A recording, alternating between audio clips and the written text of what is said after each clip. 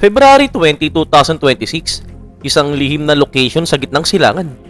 Sa loob lamang ng nakalipas sa 72 hours, mahigit 120 Amerikanong combat aircraft na ang sunod-sunod na lumapag sa reyon. Ito ang pinakamalaking pagdagsa ng air power ng Estados Unidos sa Middle East mula pa noong 2003 Iraq War. Naroon ang mga F-22 Raptor, F-35 Lightning II, F-15E Strike Eagle, F-16 Fighting Falcon, at ang E-3 Sentry na command and control aircraft. Lahat ng ito ay suportado ng mga cargo plane at mga aerial refueling tankers na tumatawid sa Atlantic ng magkakasunod na alon. Hindi ito simpleng rotation ng tropa, ito ay malinaw na surge. Ipinapakita ng flight tracking data ang tuloy-tuloy na pag-alis ng mga eroplano mula sa iba't ibang base sa Estados Unidos at Europa. Hindi ito basta-basta galaw, ito ay planado, coordinated at sinasadya. Samantala, kinumpirma ng satellite imagery na ang carrier strike group na USS Abraham Lincoln ay kasalukuyang nag-ooperate na sa Arabian Sea, malapit sa baybayin ng Oman at nasa loob na ng strike range ng Iran. At ang USS Gerald R. Ford, na kagagaling lamang sa operasyon sa Caribbean, ay patuloy na naglalayag pasilangan sa Atlantic at huli itong namataan sa labas ng baybayin ng Morocco. Dalawang carrier strike group, mahigit 120 aircraft, mga guided missile destroyer na armado ng Tomahawk cruise missile, mga air defense battery, advanced command and control system, lahat ay nakaposisyon na. Sa Washington, ang Pangulo ng Amerika ay nagsimula na ng countdown. Ayon sa Pangulo, maaaring kailangan namin na dalhin ito sa susunod na level o maaaring hindi at baka makipag-deal kami at malalaman nyo sa loob ng susunod na marahil ay 10 araw. 10 araw, doon iikot ang mundo. Nagsimula na ang bilang at handa na mismo ang military at ganito ang nangyayari kapag naubos na ang oras ng diplomasya. Ngayon, bago tayo magpatuloy, kung bago ka pa lamang sa aming channel, mag-subscribe ka na para naman lagi kang updated sa mga ganitong uri ng video. Ang ultimatum ay talagang hindi basta lumitaw. Sa loob ng ilang buwan, paulit-ulit at mahaba ang naging negosyasyon sa pagitan ng Estados Unidos at Iran. Nagkaroon ng mga pag-uusap sa Geneva sa pamamagitan ng Oman bilang tagapamagitan at iisa ang sentrong issue ang nuclear program ng Iran. Ang nais ng Trump administration, itigil ang Iran ng pagpapayaman ng uranium, buwagin ang stockpile nito, payagan ang international inspection at magbigay ng garantiya na hindi na kailanman ito bubuo ng nuclear weapon. Subalit ang sagot ng Iran ay hindi. Iginiit ng Tehran na ang kanilang nuclear program ay para sa energy at hindi para sa armas. Tumanggi silang ihinto ang enrichment. Tumanggi silang isuko ang kanilang uranium at tinanggihan nila ang anumang kasunduan na hindi kasama ang pag-alis ng mga economic sanction ng Estados Unidos. Sa ngayon talagang hindi umuusad ang mga pag-uusap. Noong February 20, naubos ang pasensya ng Pangulo ng Amerika at sa harap ng mga journalist, inilatag niya ang ultimatum. Ayon mismo sa kanya, maaring kailanganin naming dalhin ito sa mga susunod na level o maaring hindi. Baka makipag-deal kami, malalaman nyo sa loob ng susunod na marahil 10 araw. Dagdag pa rito, ayon mismo sa kanya, hindi sila maaring magkaroon ng nuclear weapon. Napakasimple, walang kapayapaan sa Middle East kung meron silang nuclear weapon. Sa madaling salita, tatanggapin ng Iran ang kondisyon ng Amerika o haharapin nila ang isang military strike. Hindi ito ang unang pagkakataon na nag-utos si Trump ng action laban sa Iran. Noong nakaraan yun, sa gitna ng 12 araw na tensyon sa pagitan ng Israel at Iran, pinahintulutan niya ang isang operasyon na tinatawag na Operation Midnight Hammer. 7 B-2 Spirit stealth bomber na ineskorta ng F-35 Lightning II at F-22 Raptor ang sabay-sabay na umatake sa 3 nuclear facility ng Iran, ang Fordo, Natanz at Isfahan. Mga bunker-busting bomb na tumitimbang ng 30,000 pounds bawat isa ang tumagos ng malalim sa ilalim ng lupa. At ayon mismo kay Trump, tuluyang winasak ang mahalagang enrichment site. Subalit gumanti ang Iran. Umuulan ng ballistic missile sa Al Udeid Air Base sa Qatar, ang pinakamalaking military installation ng Amerika sa Middle East. Karamihan ay nasabat ang air defense ng Qatar at walang naiulat na nasawing Amerikanong sundalo. Natapos ang labanan matapos ang 12 araw pero hindi natapos ang nuclear program. Ang satellite imagery noong huling bahagi ng January 2026 ang nagpakitang nagsimula ng magtayo muli ang Iran. Binuhusan ng makakapal na konkretong panangga ang mga napinsalang gusali, inilibing at pinatag ang mga lagusan ng tunnel at inayos ang mga missile base. Natutuwa ang Iran mula sa mga pag-atake noong June at ngayon, naghahanda na ito para sa mga susunod na level. Talagang napakalaki ng military build-up. Ayon kay Mark Kanshan, retiradong Marine Colonel at Senior Advisor sa Center for Strategic and International Studies, ginagawa ng Estados Unidos ang lahat ng hakbang na karaniwang ginagawa kapag naghahanda para sa isang uri ng pag-atake. Kasama sa deployment ang ilan sa mga pinaka-advanced sa combat aircraft sa mundo. Ang F-22 Raptor, mga air superiority fighter na idinisenyo para dominahin ng impapawid, mga stealth technology na halos hindi makita sa radar, at may kakayahang mag-supercruise, lumipad ng supersonic nang hindi gumagamit ng afterburner. Ang mission nila, linisin ang airspace, pabagsakin ang anumang Iranian jet na susubok humarang sa strike package. Ang F-35 Lightning II, 5th generation stealth fighter na may napaka-advanced na sensor at radar evading capabilities. Sa Operation Midnight Hammer, sila ang nagsuppress ng Iranian defense para makalusot ang mga B-2 bomber. Gagawin nila muli yun kung iniutos at ang F-15E Strike Eagle, twin-engine, two-seat strike aircraft na kayang magdala ng mahigit 23,000 pounds ng armas, precision-guided munition, bunker buster at long-range missile. Ang mga aircraft na ito ay kayang umatake sa mga target sa kailaliman ng Iran at makipaglaban palabas kung kinakailangan. Nandoon din ang F-16 Fighting Falcon, mga multi-role fighter na nagbibigay ng close air support, strike capability at defensive coverage. Kasama rin ng E-3 Sentry, mga airborne command and control platform na may malaking umiikot na radar dome sa ibabaw. Mula sa 30,000 feet, kaya nilang mag-track ng daang-daang target ang sabay-sabay, i-coordinate ang buong strike package at pamahalaan ng kabuang battle space sa impapawid. Suportado ang lahat ng ito ng KC-135 Strato tanker at KC-46 Pegasus aerial refueling tankers. At kung wala ang mga ito, hindi makakarating sa era ng mga fighter jet at lalong hindi makakabalik ng ligtas. Ipinapakita ng flight tracking data na sunod-sunod na tumatawid ng Atlantic ang mga tanker. Nagre-refuel sa ere, pinapahaba ang saklaw ng mga fighter at pinapanatili silang nasa himpapawid ng mas matagal. Ito ang pinakamalaking concentration ng US air power sa Middle East sa loob ng mahigit 2 dekada. Subalit ang tunay na tanong, saan magmumula ang mga bomber? Ang sagot ay maaaring sa Diego Garcia, isang maliit na atol sa gitna ng Indian Ocean, mahigit 1,000 miles sa timog ng India. Dito matatagpuan ang pinagsamang base military ng Estados Unidos at United Kingdom. Mayroong itong 12,000 talampakang runway, sapat para sa pinakamabibigat na bomber sa arsenal ng Amerika, ang B-2 Spirit, B-52 Stratofortress at B-1 Lancer. Perpektong staging point ito para sa strike laban sa Iran, sapat na lapit para maabot ang target, sapat na layo para makaiwas sa agarang ganting atake. Pero talagang mayroong problema. Ang Diego Garcia ay teritoryo ng United Kingdom. Pinapaupahan lamang ito sa US sa ilalim ng Defense Agreement at kailangan ng pahintulot ng Britain para sa anumang offensive military operation. At ayon sa mga ulat, sinabi ni Keir Starmer na hindi maaaring gamitin ng US ang Diego Garcia o maging ang RAF, Fairford sa UK para sa pag-atake laban sa Iran.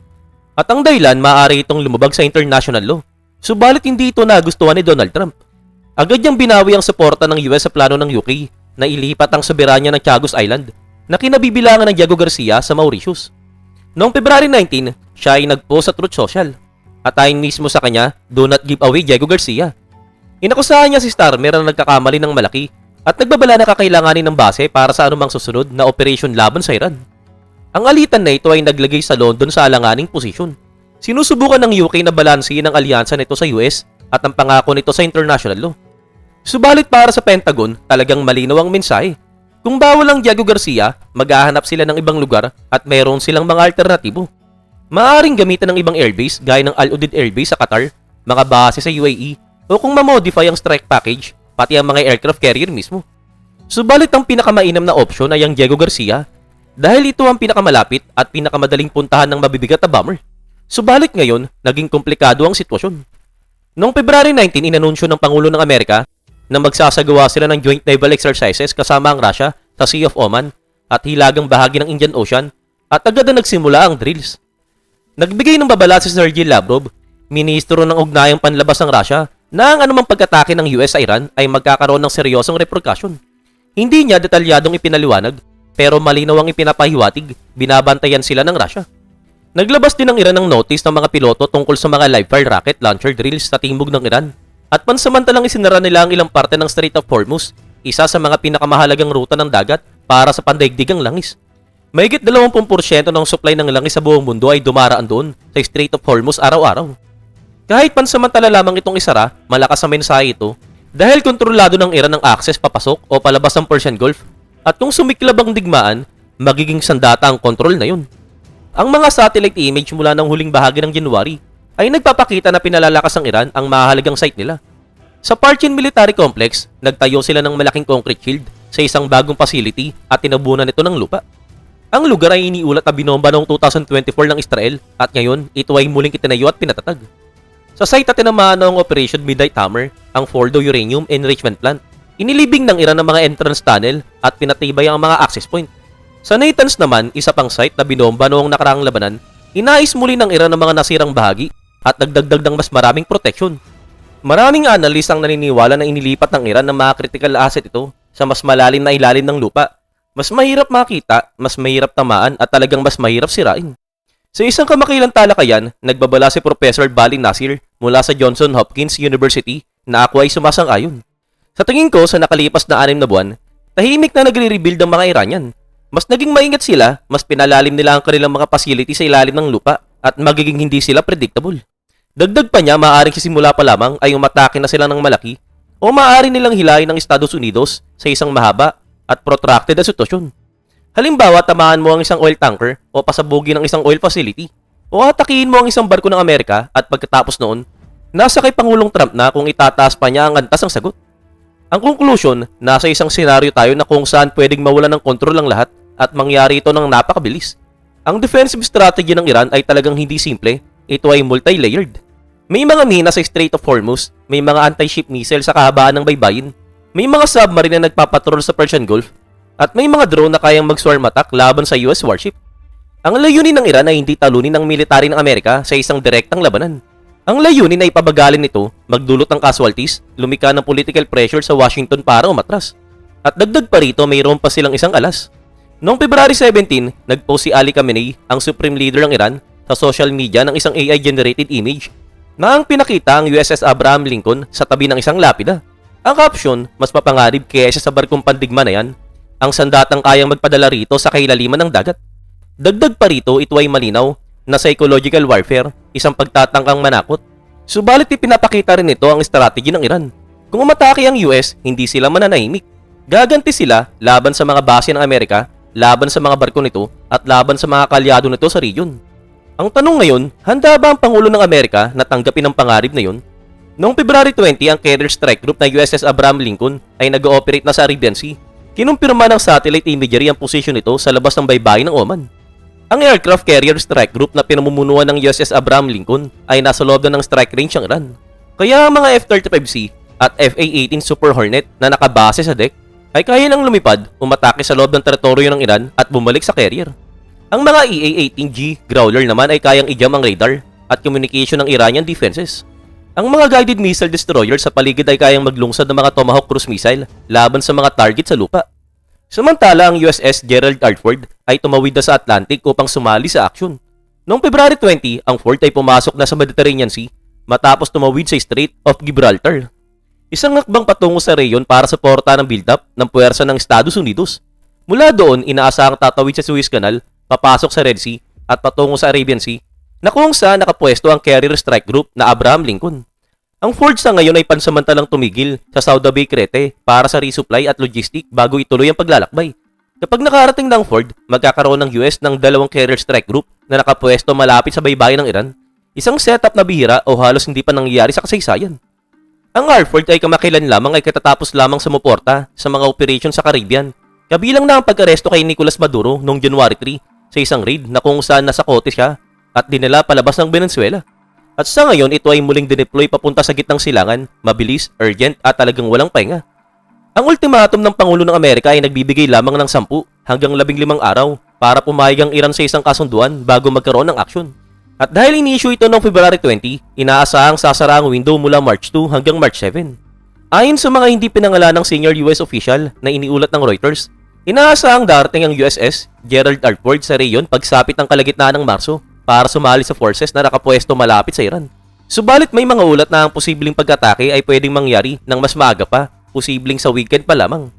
Ang ilang news outlet gaya ng The New York Times, CBS News at CNN ay nagbanggit ng mga unnamed sources na nagsasabing handa na umano ang US na umatake sa loob ng mga araw kahit na wala pang pinala decision. Ang magkakaibang mga timeline na ito ay nagpapakita ng 2 posibleng kondisyon. Hindi pa pinalang decision ni Trump, nagpapatuloy ang build-up ng puwersa, subalit wala pang opisyal na utos para umatake. O kaya naman planado na ang pag-atake, subalit itinatago ang eksaktong petsa upang mapanatili ang elementong sorpresa sa operasyon at maiwasan ang pagkalat ng information bago ang aksyon. Sa alinmang paraan, ang military ay handa na at tumatakbo na ang orasan habang lumalapit na ang deadline. Hindi pwedeng baliwalain ng mga pag-uulat at paghahambing sa nangyayari sa Venezuela noong nakaraang January. Noong September 2025, nagsimula ang malawakang military build-up ng Estados Unidos sa Caribbean, mga barko, eroplano at mga special forces. Sa loob ng ilang buwan, sinabi ng Washington na ang target nila ay mga drug trafficker, Hanggang sa January 3, 2026 na kung saan inumaga ang Caracas at nakumpiska si Pangulong Nicolas Maduro. Ang build-up noon ay babala at ang raid ang naging resulta o payoff. Ngayon tila inuulit ang parehong pattern sa gitnang silangan. Malaking presensya ng military, ultimatum sa Iran at mga posibleng strikes na paparating. Subalit talagang merong malaking pagkakaiba. Ayon kay retiradong Marine Colonel Mark Kanshan, ang geography at depensa ng Iran ay iba kumpara sa Venezuela. Malayo ito sa baybayin at may napakatibay na defense structure, kaya mahirap asahan ng isang mabilisang ground raid gaya ng nangyari sa Caracas. Kung sakaling magkaroon ng pag-atake, inaasahan niyang long-range missile strike laban sa mga security forces tulad ng IRGC. Dagdag pa niya ang Iran ay naghahanda na rin laban sa mga aerial strike. Hindi sapat ang mga long-range missile tulad ng Tomahawk, nakakalusot man sila laban sa mga surface structure, hindi sapat yon para sirain ang mga underground facilities. Marami na rin critical na asset ng Iran ang inalis sa ibabaw ng lupa at inilagay sa mga tunnel. Binalutan ng makapal na concrete shield at pinatatag ang mga access point na kung saan nagpapahirap sa mga aerial strike na magdulot ang malaking pinsala. Ang mga bunker busting bomb ay kayang tumagos sa ilan sa mga depensang yun pero hindi sa lahat. Ibig sabihin kahit maging matagumpay ang isang pag-atake, hindi rin garantisadong tuluyang mabubura ang nuclear program ng Iran. At dito pumapasok ang dilema para kay Donald Trump. Mag-uutos ba siya ng limitadong strike na makakasira pero hindi ganap nasisira? O mag-e-escalate ba siya para siguruhin tuluyan ng mawawala ang programa? Ang limitadong strike ay maaaring mag-udyok ng matinding ganting atake mula sa Iran nang hindi naman nakakamit ang pangunahing layunin. Ang malawakang strike naman ay maaaring makasira sa nuclear facilities, subalit posibleng magpasiklab ng mas malawak na digmaan sa buong region. Paulit-ulit ang sinasabi ng Pangulo ng Amerika na mas gusto niya ang diplomasya, pero malinaw din ang kanyang pahayag, nasa mesa pa rin ang military option. Sa kanyang mga sariling salita, pwede naman sana tayong magkaroon ng deal kaysa magpadala ng mga B-2 para sirain ang kanilang nuclear potential, pero kailangan naming ipadala ang mga B-2. Sa madaling sabi, hindi niya gustong umatake, pero ginawa niya dahil tumanggi ang Iran na makipag-ayos. Sa ngayong 7 buwan na ang lumipas, tila inuulit na naman ang parehong eksena. Iniulat na si Marco Rubio ay nakatakdang bumiyay sa Israel sa February 28 upang makipagpulong kay Benjamin Netanyahu. Noong nakaraang tag-init, nagsagawa ang US ng strike laban sa Iran habang nakatakda pa lamang ang diplomatic talks sa pagitan ng dalawang panig. Sa ngayon, walang senyalis na umatras ang Iran. Sa isang liham sa United Nations Security Council, iginit ng Tehran na ang US ang mananagot ng buo at direkta sa anumang hindi inaasahan at hindi makontrol na consequences. Sinasabi ng Iran na hindi sila naghahanap ng digmaan, subalit malinaw din ng kanilang posisyon. Tutugon sila ng mapagpasyahan at proportional sa anumang aggression mula sa Amerika. At yan ang kasalukuyang standoff. Sa isang panig, dalawang carrier strike group, mahigit 120 aircraft, mga missile, mga bomba, lahat ay nakapwesto at handa na. Sa kabilang panig naman, mga pinatatag na mga bunker sa ilalim ng lupa, anti-ship missile sa baybayin, mga mina sa dagat, swarm drone, at isang malinaw na pangako sila ay gaganti. Parehong nakaposisyon na ang dalawang panig, parehong armado, parehong naghihintay, at tumatakbo na ang orasan. 10 araw na lang, baka mas kaunti pa, at isa lamang sa kanila ang mag-blink at maaaring magsimula ng bumagsak ang mga bomba. Kaya naman narito ang tanong, kung ikaw ang nag-a-advise sa Pangulo, ano ang ipapayo mo? Atake na ba ngayon habang ang build-up ng puwersa ay nagbibigay ng pinakamalaking kalamangan? O kaya maghintay pa at bigyan ng isang pagkakataon ng diplomasya? O umiwas sa tumatras para hindi mauwi sa digmaang pwedeng kumalat at lumala? I-drop mo ang sagot sa komento. Ang mga bagay na ito ay hindi teorya, nangyayari na talaga ito mismo sa ngayon. At kung nakarating ka na hanggang dito, i-hit mo na ang like at mag-subscribe ka na rin sa aming channel at magkita-kita muli tayo sa next pa namin na video.